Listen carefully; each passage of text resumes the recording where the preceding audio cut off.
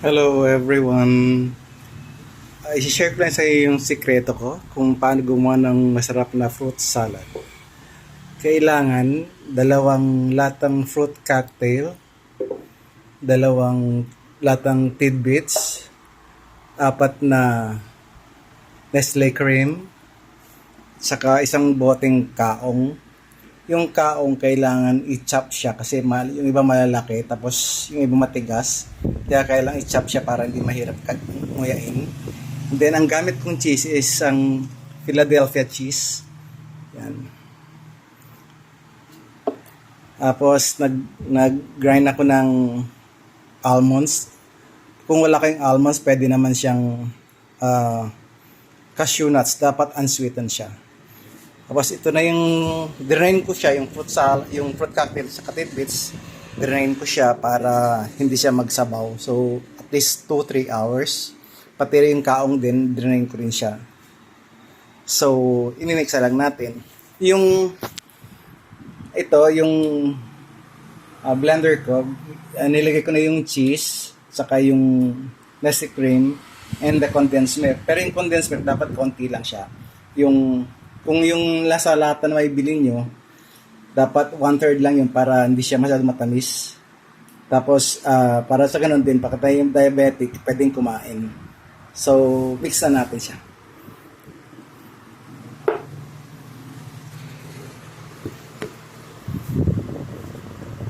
Kuha na natin yung kaong.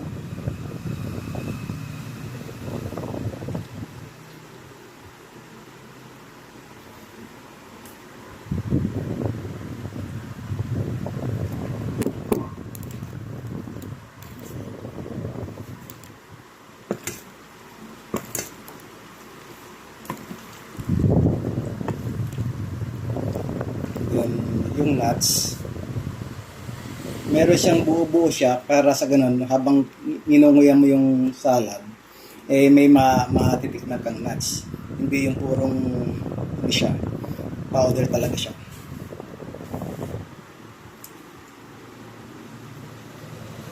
Kailangan unsweetened siya ha, yung salted o kaya sweetened siya na almonds or cashew nuts.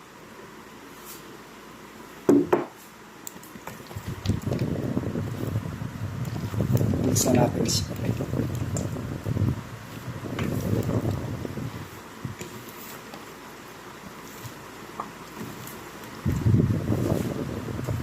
Pag yung nabili yung fruit cocktail yung Fiesta, dapat hindi nyo gagamitan ng kaong. Dapat ang gagamitin nyo, imimix is nata de coco.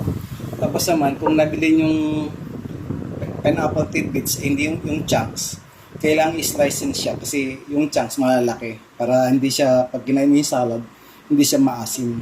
Kaya bit-bits ang ginagamit ko. So mix na natin yung cream, cheese at saka condensed milk.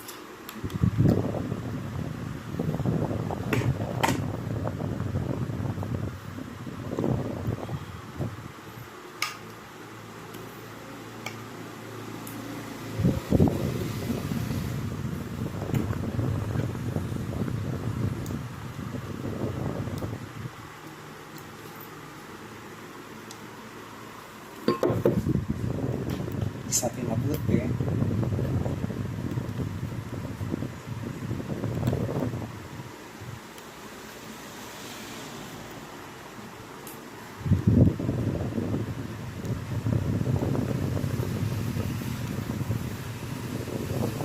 Kung mas maraming gagawin nyo, bahal na kayo sa ratio para masarap.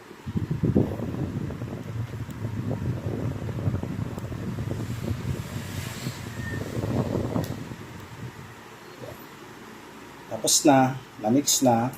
Then, huwag yung ilalagay sa freezer. Dapat sa ref lang siya, sa baba lang, para hindi siya mag-yelo. Kasi once na nilagay mo sa freezer, tapos pag kinuha mo siya, magtutubig siya.